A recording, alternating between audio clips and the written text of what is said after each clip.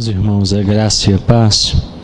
Vamos dar início. Vamos ler o texto lá em Atos dos Apóstolos, o capítulo 2, o verso 37 ao verso 41. Atos dos Apóstolos, capítulo 2, o verso 37 a 41, segundo nos escreveu São Lucas, diz assim: ouvindo eles estas coisas, compungiu-se-lhes o coração e perguntaram a Pedro e aos demais apóstolos: que faremos, irmãos? Respondeu-lhes Pedro: arrependei-vos e cada um de vós seja batizado em nome de Jesus Cristo, para a remissão dos vossos pecados. Recebereis o dom do Espírito Santo, pois para vós outros é a promessa, para vossos filhos e para todos os que ainda estão longe, isto é, para quantos o Senhor, nosso Deus, chamar. Com muitas outras palavras deu testemunho e exortava-os, dizendo: salvai-vos desta geração perversa. Então os que lhes aceitaram a palavra foram batizados, havendo um acréscimo naquele dia de quase 3.000 pessoas. Nós hoje vamos trabalhar a partir do livro Por que Batizar Crianças? Explicação da Teologia e Prática das Igrejas Reformadas, Mark Horn, a editora Monergismo. E no capítulo 4, então, ele começa tratando acerca dessa teologia. Nós vimos na aula anterior que tem início naquele decreto eterno de Deus, no qual ele firma uma aliança de redenção com os eleitos. Depois é dado continuidade nas várias aplicações da aliança, de uma única aliança ao povo dele. Vamos dar uma lida lá no texto de Gênesis 17, 7. Vamos ler este texto, Gênesis 17, 7. Quem encontrar pode ler, por favor.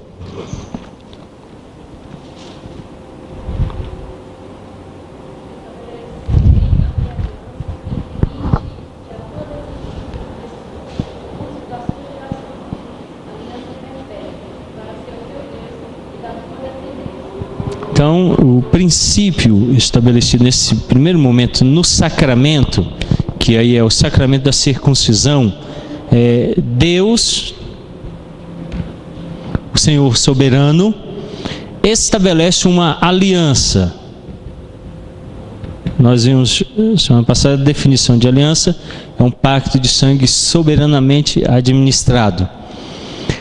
Essa aliança que Deus estabelece, veja, é Deus, não é o homem. Deus que a estabelece. Deus declara que essa aliança é entre ele e Abraão e a descendência dele no decurso das suas gerações. Deus está estendendo a aliança. A aliança não é unicamente com Abraão. Abraão, representante, como Adão, outrora, também foram representantes. Adão era um representante de quem? Da raça humana. Então, toda a raça humana estava representada em Adão. Quando Adão pecou, a Bíblia diz que por meio de um só homem entrou o pecado no mundo. Então, todo mundo em Adão se tornou culpado. Agora, Deus está estabelecendo uma aliança com Abraão como representante de todo um grupo. Por isso o Novo Testamento declara que Abraão, ele é o pai da fé. Veja que ele não é o pai de uma descendência física, mas o Novo Testamento diz que ele é o pai da fé. Por que da fé? Porque essa aliança, Deus estabelece que para que ela tenha validade tem que ter fé. Então Abraão teve que ter fé. Os descendentes de Abraão tiveram que ter fé. Essa fé é algo que Deus declara que é necessário para que a aliança entre em funcionamento. Então, Deus está agindo de forma pactual com a sua criação, falando com toda ela nos representantes. E esses representantes, ora, representam o homem em si, ou Abraão, ou o próprio Adão, ou representam todo um grupo étnico, por exemplo, a raça humana, ou vão representar uma etnia, que no caso aqui era Israel, o povo, ou vão representar os descendentes espirituais. O que Paulo fala então lá em Romanos? Que os israelitas não são os da etnia, mas o verdadeiro israelita são os descendentes pela fé em Deus. Então aqueles que creram. Então ele diz assim, olha, não basta ter nascido na etnia. O que vai fazer você um verdadeiro descendente é a fé. Então a grande confusão às vezes estabelecida contra os pedobatistas é que nós estamos batizando nossos filhos sem que eles tenham fé. E aí a grande questão aqui que surge é a seguinte: quem dá fé é Deus. Deus é o autor da fé. Ele que concede a fé. As Escrituras declaram que a fé é um dom de Deus. Se é Deus quem dá fé, Ele pode dar fé a um infante de poucos dias?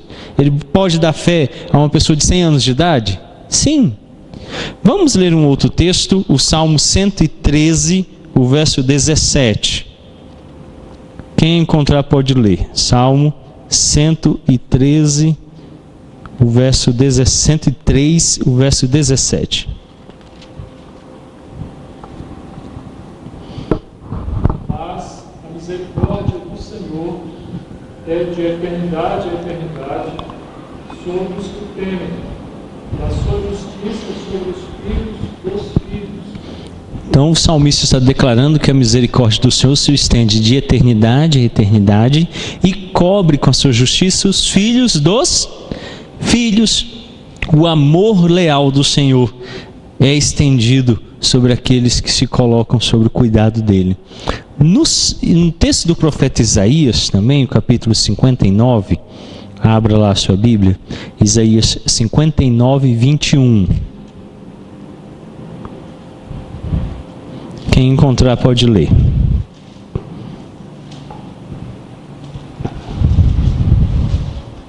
Quanto a mim, esta é a minha aliança com eles, diz o Senhor.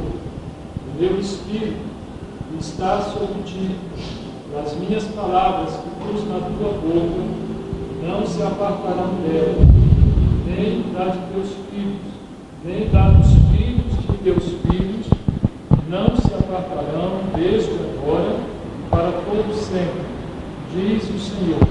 Então a promessa do profeta aqui é de que ela não vai se apartar dos filhos. Não é que a palavra está na boca deles, mas ela não vai se apartar deles. Por isso que o meu entendimento reformado sobre o batismo infantil, é de que Deus está estendendo aos nossos filhos a graça que está sendo estendida a nós.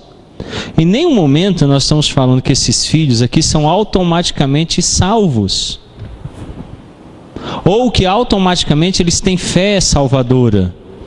O que nós estamos dizendo é que a salvação ou a fé, que são concedidos pela palavra de Deus, e aí o profeta Isaías diz que essa palavra, ela não se aparta deles.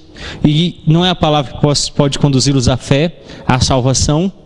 O princípio básico no qual o batismo infantil se baseia é a obediência.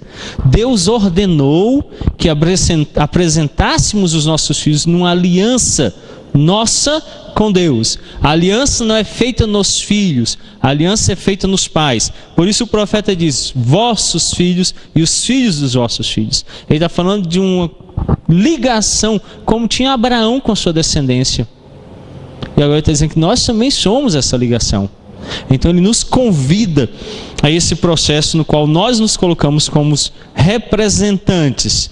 Então o Horne diz assim, quando Moisés, pouco antes de morrer, renovou a aliança com Israel, ele declarou enfaticamente em Deuteronômio 29, 14 e 15, não faço esta aliança sob juramento somente com vocês que estão aqui conosco na presença do Senhor, o nosso Deus, mas também com aqueles que não estão aqui hoje. O que Moisés fez foi uma declaração doutrinária de que a aliança estava sendo estendida à descendência. Aquele texto lá de Atos é um texto que tem um grande significado nessa direção. O autor declara que é para nós, as promessas são para nós, mas ele não deixa de listar que é para nossos filhos. Daí Jesus ter dito assim, que um pai terreno faz o que pelos seus filhos? O que é bom para eles. E ele então completa: imagine o vosso Pai celestial. Se Deus está nos dando promessas, por que ele deixaria de fora aqueles que estão sob o nosso cuidado? Nós estamos falando de infantes sobre o cuidado dos responsáveis. Não se estende mais a um filho adulto que deve responder por si. O texto está falando de alguém que está sobre o cuidado, sobre a responsabilidade. Então, como eu dou comida, como eu dou roupa, como eu dou educação, como eu ensino as ciências. O texto bíblico declara então que o pai também agora deve transmitir aos filhos as promessas. Isso não significa que estejam salvos, nem que tenha fé salvadora neles. Significa que eu tenho que transmitir a eles, como disse o profeta Isaías: não se apartarão desde agora para sempre. Não se aparta deles a palavra. Foi a mesma coisa que Jesus disse quando os discípulos trouxeram as crianças. O texto bíblico fala de um infante que ainda precisa ser transportado no colo, um bebê de colo. Ninguém sai por aí entregando criança assim. Os discípulos lá barbudos, um monte de gente grossa na sua maioria, pescadores, sem entendimento. Então ninguém ia sair entregando criança para eles. Provavelmente os pais que tinham um relacionamento de discipulado com Cristo, que seguiam, sabiam quem era Cristo, estavam trazendo os filhos. E o que os discípulos fizeram? Olha, não é hora, não traz essas crianças para cá, vai atrapalhar o culto. E Jesus falou assim: não, quem são vocês para impedi-los? Deles é o reino dos céus. Por que deles? Porque os pais estão envolvidos. Então o princípio, Moisés diz que ainda que não estejam participando hoje, eles estão envolvidos. Quem eram essas outras pessoas que estavam envolvidas na aliança? Além das que estavam presentes junto com Moisés naquele dia. O próprio Moisés nos informa que as coisas encobertas pertencem ao Senhor, o nosso Deus, mas as reveladas pertencem a nós e aos nossos filhos para sempre, para que sigamos todas as palavras desta lei. Deuteronômio 29, 29. O que Moisés faz no verso 29 é dizer que os filhos têm uma participação com aquilo que Deus tem revelado. Seria estranho se na hora de ler a Bíblia, nosso irmão Nildo falar assim: Vitória, sai da sala para a vovó ler a Bíblia. Você não é crente, você não pode ouvir a Bíblia. Você imaginou se o nosso irmão Dilson falasse assim: Ítalo, vai para lá que o papai vai orar agora, você não pode participar das minhas orações. O princípio não é esse, o princípio é que o filho, aquele que está ligado, o neto, ele deve receber dos responsáveis aquilo que Deus tem concedido a eles, como nós fazemos. Eles não trabalham, eles não produzem, mas o que os pais e os familiares fazem? Dão roupa, dão comida, suprem as suas necessidades, até o dia em que eles sejam capazes de por si mesmos suprir. E um pai, quando faz isso, deve fazer no intuito de alimentá-los, supri-los e ensiná-los a produzir por si mesmos aquilo que estão recebendo. Então um dia vai acabar e o papai está mostrando o caminho para você. O mesmo princípio as Escrituras vão estabelecer em relação aos filhos e aos netos. Essa aliança então não diz respeito apenas às práticas externas, porquanto Moisés promete que, Deuteronômio 30, verso 6, o Senhor, o seu Deus, dará um coração fiel a vocês e aos seus descendentes, para que o amem de todo o coração e de toda a alma e vivam. Aí vai falar assim: mas Deus está dizendo que vai dar um coração fiel a todo mundo. Deus está dizendo que vai dar a vocês, a nós, um coração, e aos descendentes. Agora, se você me perguntar quem são esses vocês e esses descendentes, eu não sei dizer. Mas ele está dizendo que vai fazê-lo. Então eu não posso dizer quem é salvo e quem não é, nem entre os adultos, nem entre as crianças. Mas os dois grupos são listados no capítulo 30, verso 6 de Deuteronômio. Que tanto os adultos quanto os descendentes vão receber o coração da parte de Deus, um coração transformado. E só Deus sabe quem são os eleitos.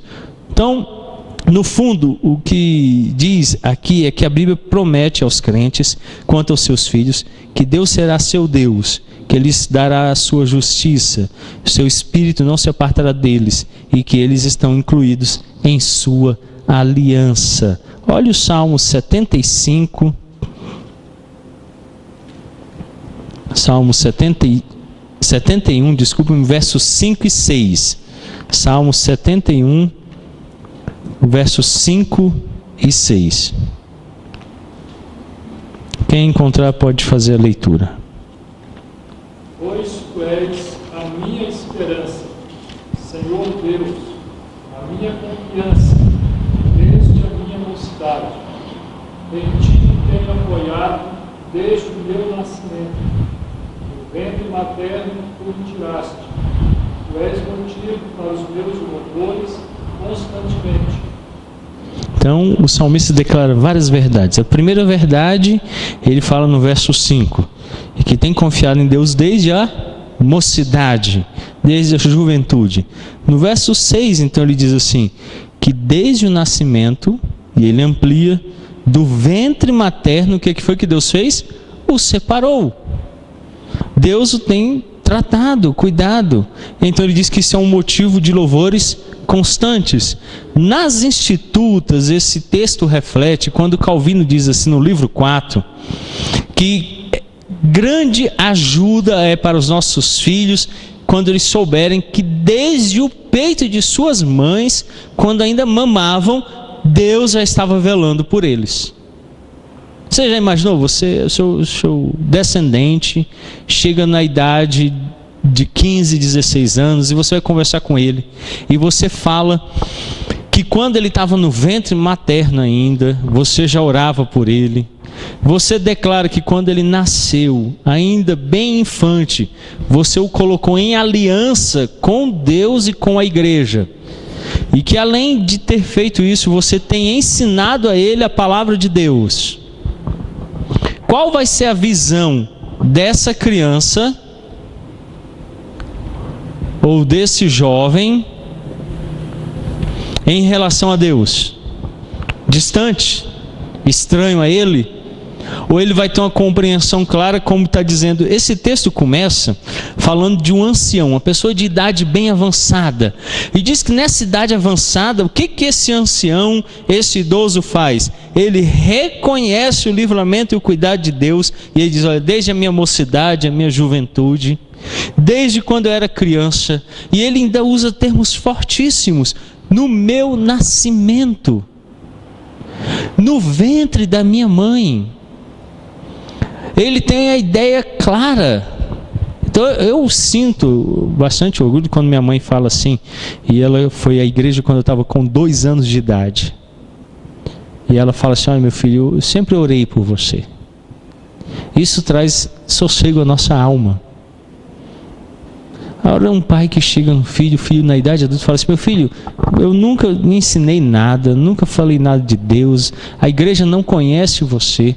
Ele entra em relação com a igreja. Esses dias eu falei isso para um jovem aqui, ele me procurou, isso, eu falei, meu querido, ó, só quando você for membro, você não tem direito de concorrer, ser eleito, de exigir nada da igreja, só os membros é que têm direito. Infelizmente é assim, eu não posso permitir. Eu não tenho autoridade sobre ele como pastor. Ele não é membro da igreja. Como é que eu posso discipliná-lo, conduzi-lo, orientá-lo? Então como é que eu vou fazer o líder da igreja? E eu falei, você precisa ser membro dessa igreja. Aí depois de um tempo, eu estava distribuindo um material para todos os membros com nome. Aí ele chegou, ficou desconfiado. Ele, não tem meu nome, né? Eu falei, não, você não é membro. Aí ele, eu estou me sentindo por fora. Eu falei, sim, você está por fora. Você não é membro da igreja. Quando nós tornamos os nossos filhos, por aliança, membros no batismo, no dia do batismo, qual é uma das perguntas que o pastor faz para a igreja? Vocês, igreja, se responsabilizam junto com esses pais ou avós em ensinarem, cuidarem dessa criança como sendo parte do povo de Deus? Aí ela vai falar assim: poxa, pai, então quando eu era pequenininho, não entendia, a igreja já olhava assim para mim? Olhava. Porém, se nós não criarmos esse vínculo, o que vai acontecer? Ele vai sendo criado à parte, a igreja não olha para ele com carinho. Nós vamos trabalhar isso futuramente na igreja, em vários aspectos. O meu desejo é que a igreja tenha um maior crescimento em torno dessa doutrina. Como a igreja pode ajudar? Como é que a igreja pode suprir? E é difícil, criar filhos nesses dias não é fácil. Quanto mais apoio nós tivermos, melhor, vocês concordam? E o apoio da igreja então é melhor ainda. Mas a igreja precisa perceber como ela pode suprir, como ela pode ajudar, de que maneira ela pode de fato estar auxiliando. E aí ela vai se unir aos pais nessa tarefa de conduzir essas crianças. O Salmo 22, verso 9 e verso 10, quem encontrar pode ler. Salmo 22, verso 9 e 10.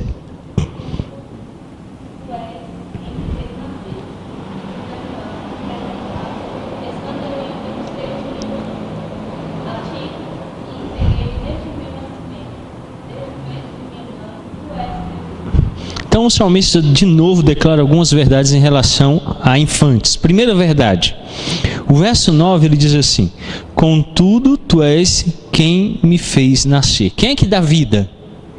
Deus. Então quando nós colocamos nossos filhos infantes ainda sob o cuidado de Deus, um ensino duplo acontece. Eles veem o cuidado de Deus sobre a vida deles e eles reconhecem que Deus está cuidando deles. Quem é que deu vida para vocês? Foi Deus. Deus é quem os está formando. Deus é quem os chama. Deus é quem produz. E Deus, de uma forma misteriosa, que eu não entendo como, decidiu que meus pais iriam à igreja, eu nasceria num lar evangélico, e isso me preservou de muita coisa, que a minha geração pereceu. E nós sabemos disso. Quem é criado fora da igreja sabe quantos apuros passou por não ter nascido dentro de um lar evangélico. E Deus, de uma forma misteriosa, às vezes conduz nossas famílias para que nossos filhos nasçam no lugar apropriado, sejam educados no Evangelho e cresçam com fé.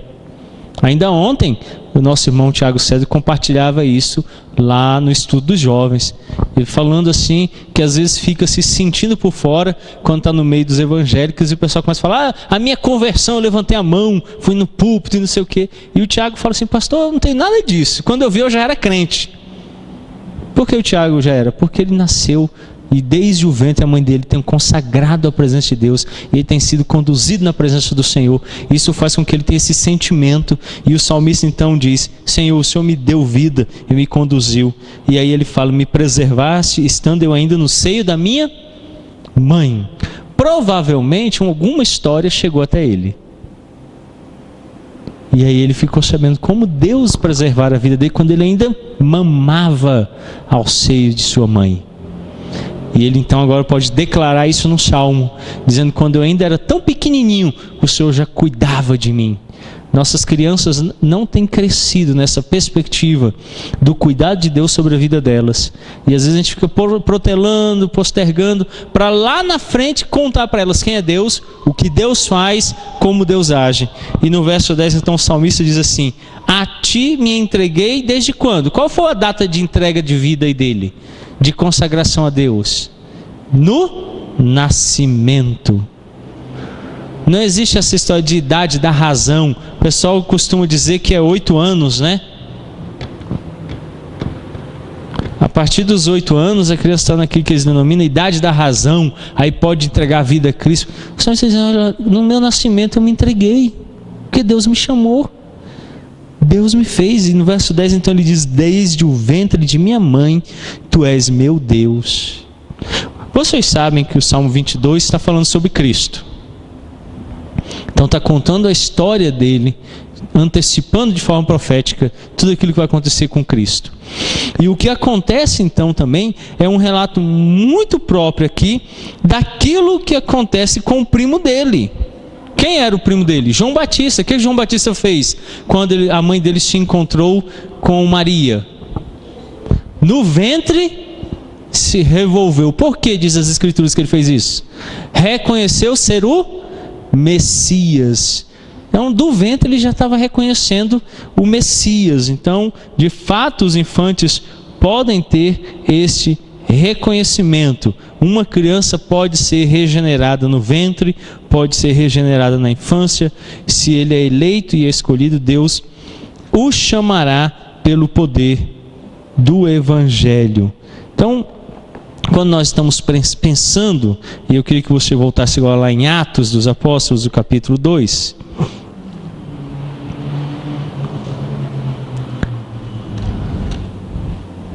O texto da pregação, discurso de Pedro. E ele diz então assim no verso de número 39: pois para vós outros é a promessa, para vossos filhos e para todos os que ainda estão longe, isto é, para quantos o Senhor nosso Deus chamar. Pedro apresenta 3 classes de pessoas neste texto.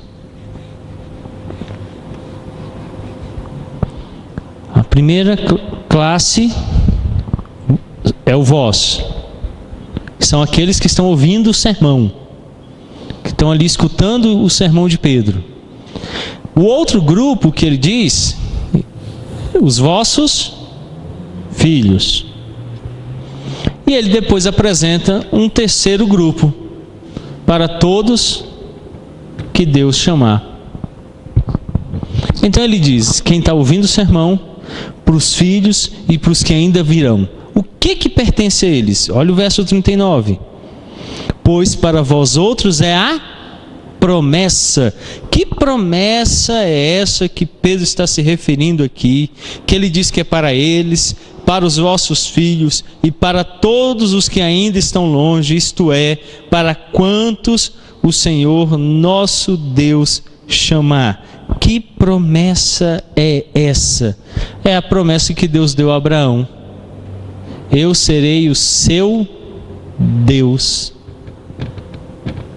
e o Deus da sua descendência. Quem é que se faz Deus? Eu falei disso hoje de manhã. Não é Deus que se faz nosso Deus?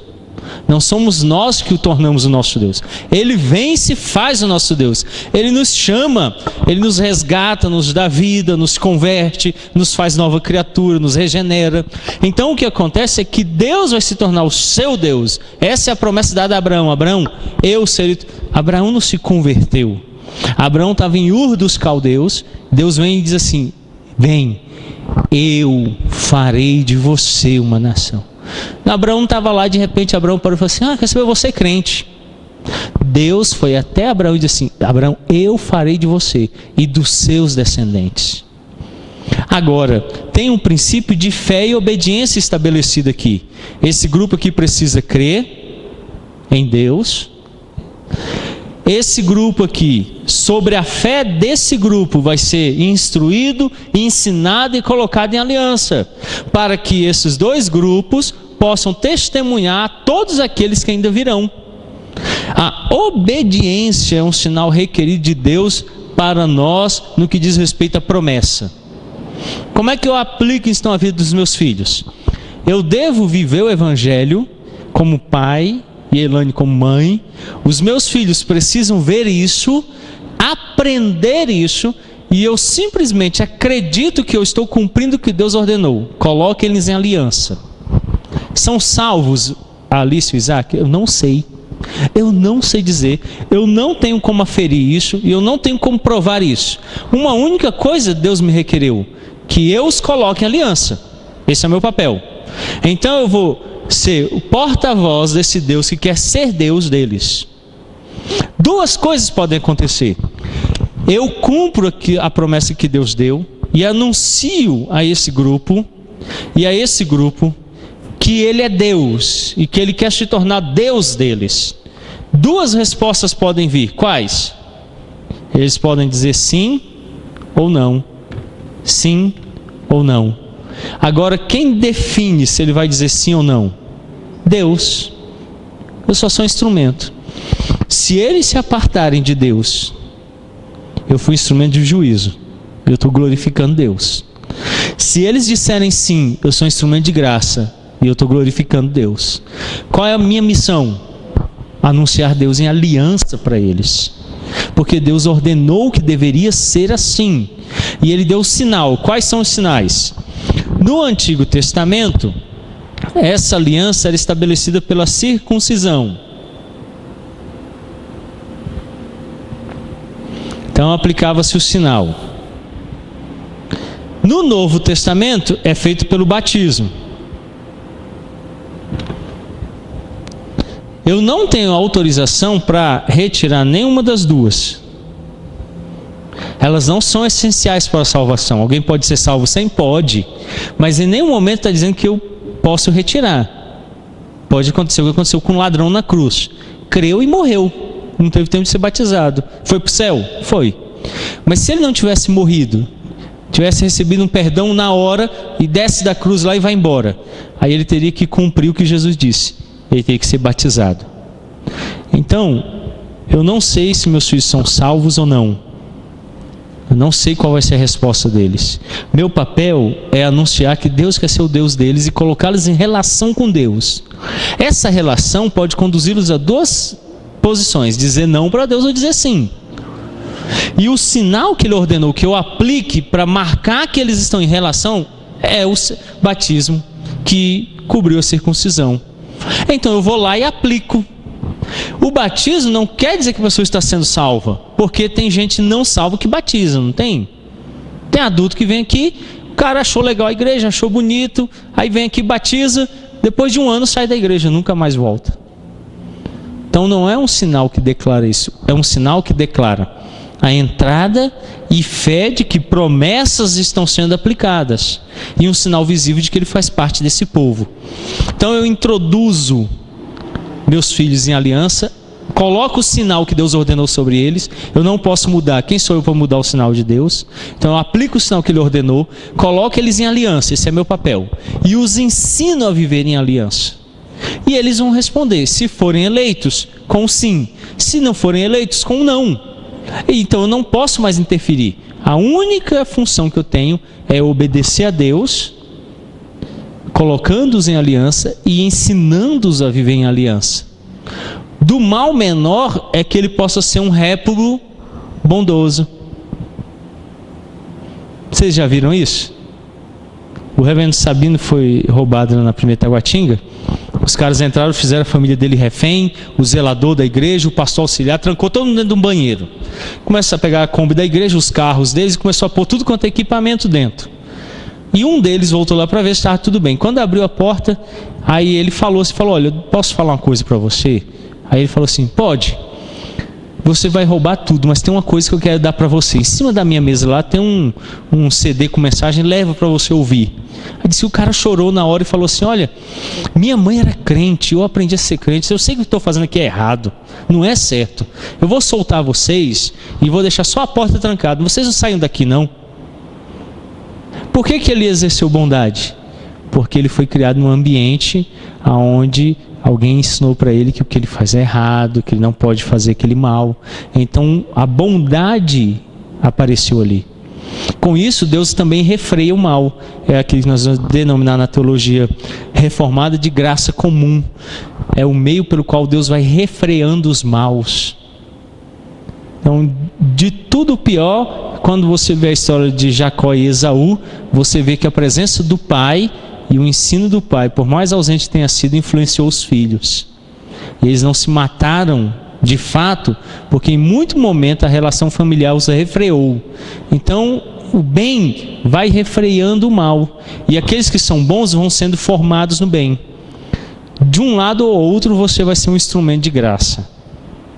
Então nós temos que fazer isso, colocá-los em aliança e exercer essa aliança, crendo na promessa de que Deus disse que eles estariam sob o cuidado dele. Quando eles se tornarem adultos, quando eles crescerem, eles vão tomar uma decisão. Mas eu fiz a minha parte.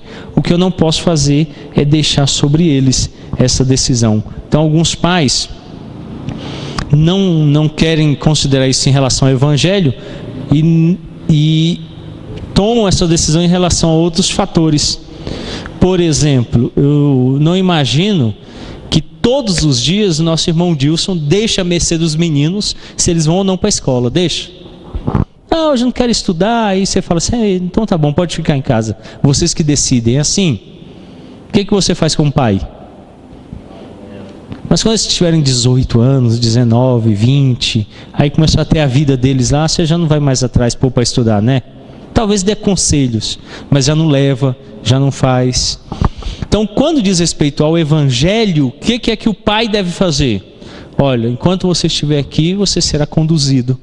Por isso que o texto lá de Gênesis diz que todos aqueles que estão debaixo do cuidado, a cena que eu imagino lá quando Deus institui a circuncisão, é uma casa, literalmente. Deus então diz para Abraão, todos aqueles que estão na sua casa têm que estar em aliança comigo. Aí ele diz, o servo, né, o escravo, né, os filhos, ninguém esteja na casa pode viver fora da aliança com Deus. Não há possibilidade, porque Deus exige isso. Então o pai deve ter esse princípio, olha, está na minha casa, vai viver em aliança com Deus. Você vai viver em aliança com Deus. Então ele não está deixando uma livre escolha, ele está dizendo assim, você vai ordenar aos seus filhos, depois de vocês, que sirvam a Deus. Se ele vai servir de coração ou não, é Deus que vai trabalhar isso nele. Qual é o seu papel? Colocá-los nessa aliança, conduzi-los a esta aliança.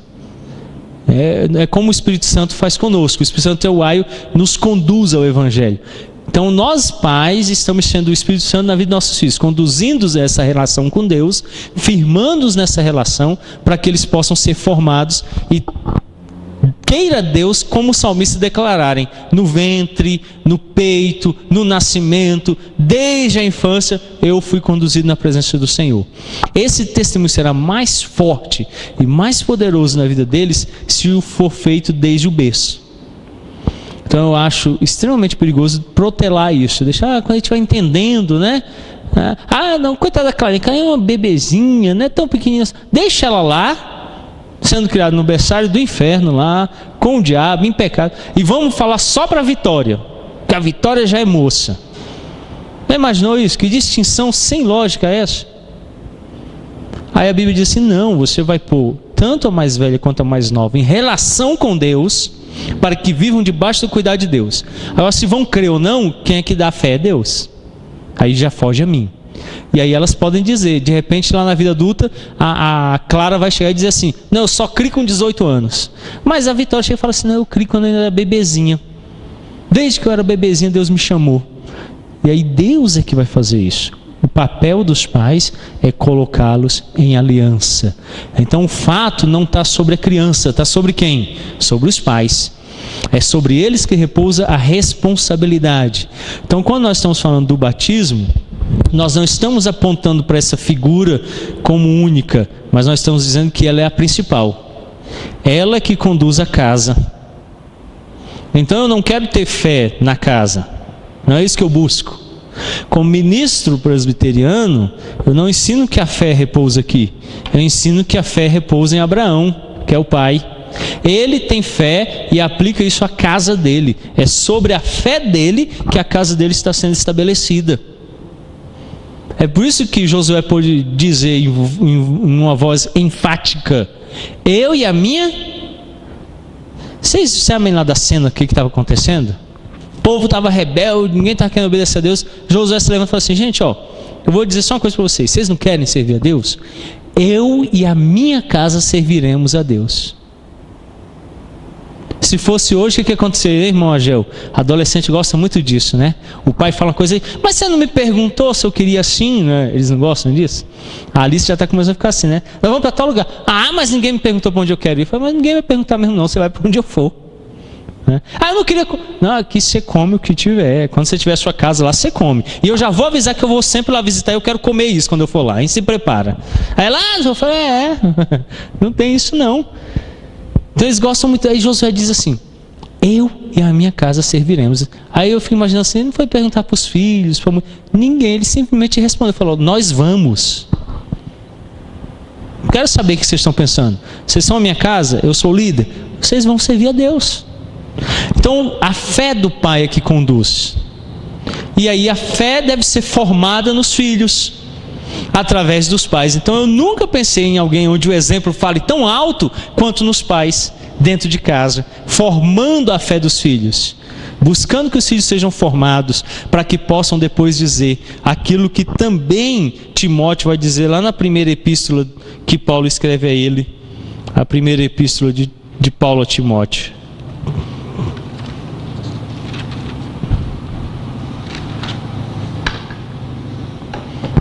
1 Timóteo capítulo 1.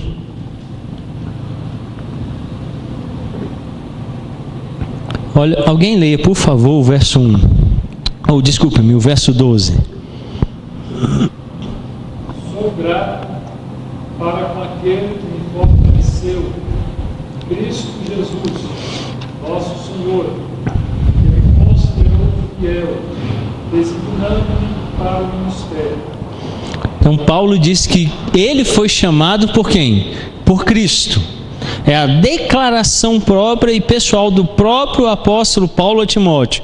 Ele diz assim, olha, eu sou grato a Deus porque ele mesmo, não foi isso que aconteceu? O próprio Cristo chamou a Paulo.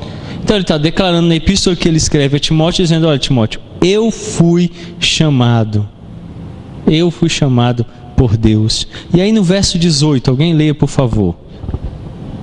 Capítulo 1, verso 18.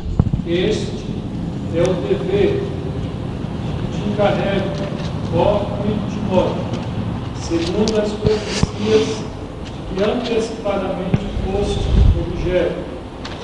Combate firmado nelas o bom combate. Então ele diz assim, agora Timóteo, você é meu filho na fé. E ele então está transmitindo uma carta muito pessoal. Essa carta tem uma característica de ser muito pessoal, de uma conversa muito próxima entre Paulo e Timóteo. A segunda epístola agora, abra a segunda epístola de Paulo a Timóteo. Segunda epístola, capítulo 1. Olha o que diz o verso 12 e 13. Alguém leia, por favor.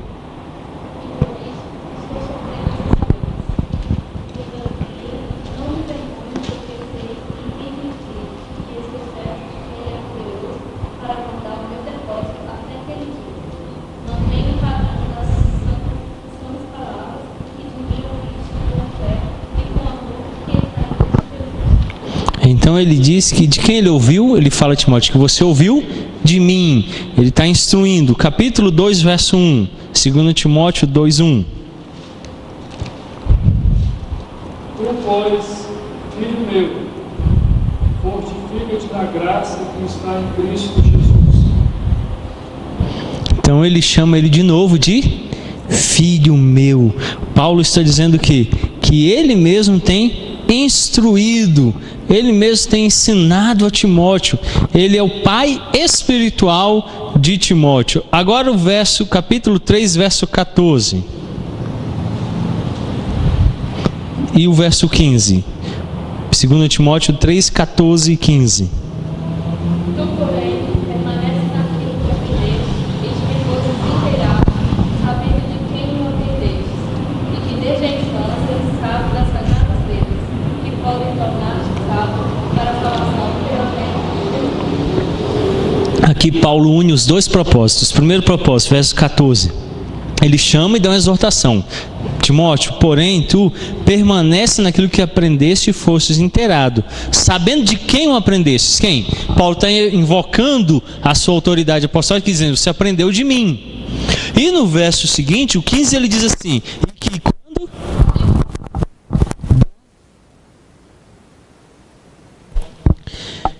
Então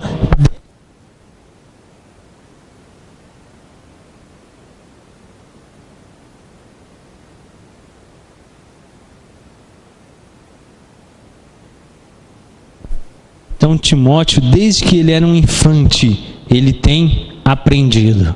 Você está vendo a igreja e a família aqui caminhando lado a lado para a formação de Timóteo.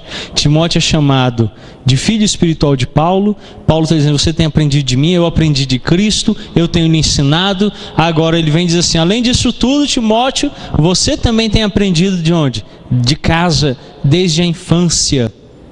Nós não podemos nos desfazer de um mecanismo didático tão poderoso, a família, a casa, 24 horas de convivência. Aquele que melhor conhece o coração de uma criança são os pais, que têm melhor capacidade relacional. Então Paulo diz assim, não esquece que você tem aprendido, mas também lembra daquilo que você aprendeu desde a infância e que você tem sido inteirado desde que você era pequeno, Timóteo.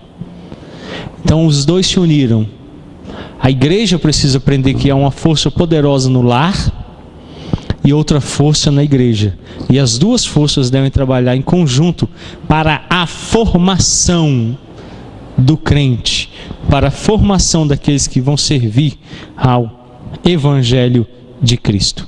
Por isso eu falo que o batismo infantil é um sinal de obediência dos pais, os pais obedecendo.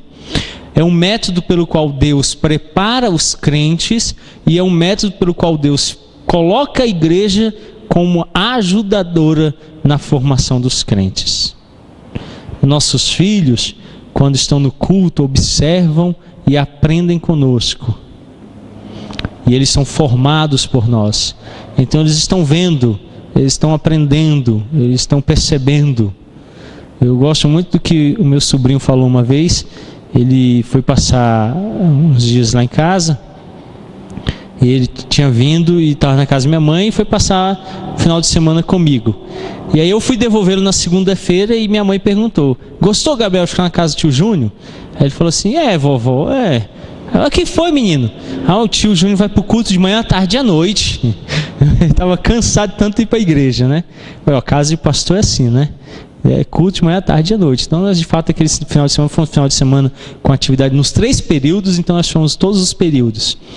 E eu tenho plena certeza que ele percebeu que no meu lar nós vivemos em torno de Deus. Deus é o centro do nosso lar. A mesma coisa aconteceu com Abraão. Os seus parentes deviam olhar e falar assim, Abraão é louco. Ouve uma voz, larga tudo e sai atrás dessa voz, sai dizendo que vai ser um povo, uma nação, e de fato Abraão começou um novo povo, uma nova nação, deu origem ao povo de Deus. Então, será que nós estamos formando um povo exclusivo? Nossos filhos estão olhando dizendo, lá é diferente, nós somos diferentes, nos portamos diferente, nossa forma de viver é diferente. Então, de fato, Israel mostrava isso para as outras nações. E nós somos convidados a mostrar isso às outras pessoas em nossa família, na nossa vivência. E eu não posso construir isso como pastor, não dá. Eu não posso entrar na sua casa, eu não posso estar ali, mas a família pode. Então a família unida à igreja vai formar os crentes de amanhã. Amém? Alguém tem alguma pergunta, alguma colocação sobre o que nós vimos hoje? Catiane, deixa eu levar aí para você, que aí grava a sua pergunta. É só em relação à questão, a criança é batizada, né? Cresce na igreja e ela, posteriormente, ela precisa fazer uma confissão de fé? Sim, ela necessariamente fará uma profissão de fé.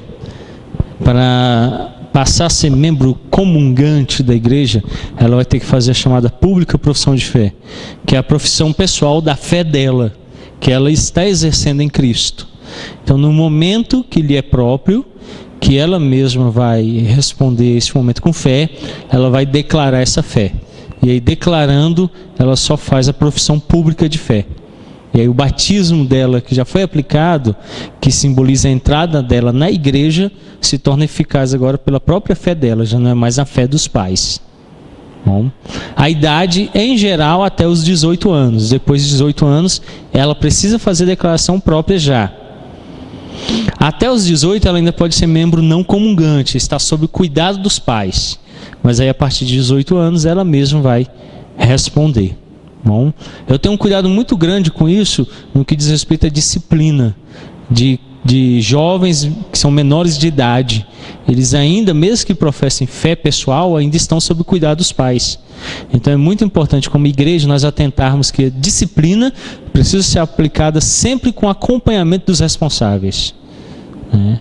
E ela ainda não responde totalmente por si, civilmente falando. Então é muito complicado você tratar unicamente, exclusivamente com ele. Depois dos 18 ele já é adulto, então ele vai responder em todos os aspectos por si mesmo. Aí ele já deve professar a fé a partir daquele momento. Ele já não é mais membro não comungante. Cessa imediatamente essa relação dele com a igreja.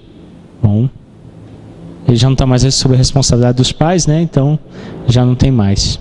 Bom, ok? E a idade, desde o nascimento até os 18 anos, os pais podem apresentar.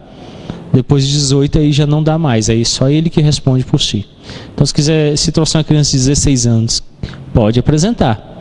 Ele ainda está sob a responsabilidade, então vai ser batizado, vai ser membro não comungante, os pais vão responder por ele em fé, vão aplicar a ele as doutrinas da aliança, até que ele responda por si mesmo. Bom? Okay? Na próxima semana nós vamos nos encontrar, eu vou dar alguns aspectos práticos de aplicação, como aplicar as promessas da aliança. Quais são as promessas que Deus garante a mim e a meus filhos quando eu entro em aliança com Ele? Esse é um aspecto que geralmente se deixa de fora. O que Deus prometeu que teria de benefício a mim e a meus filhos se eu os colocasse em aliança com Deus? Hoje nós vimos que é necessário colocá-los em aliança, como exercer essa colocação de aliança com fé, e aí nós vamos ver na próxima semana, no próximo mês, no mês de agosto, que em julho eu estarei de férias, como é que Deus dá, quais são as promessas que Ele dá a mim, como pai, e quais as promessas que Ele dá aos filhos, como aqueles que estão sendo postos em aliança, e os benefícios, inclusive para a igreja também tem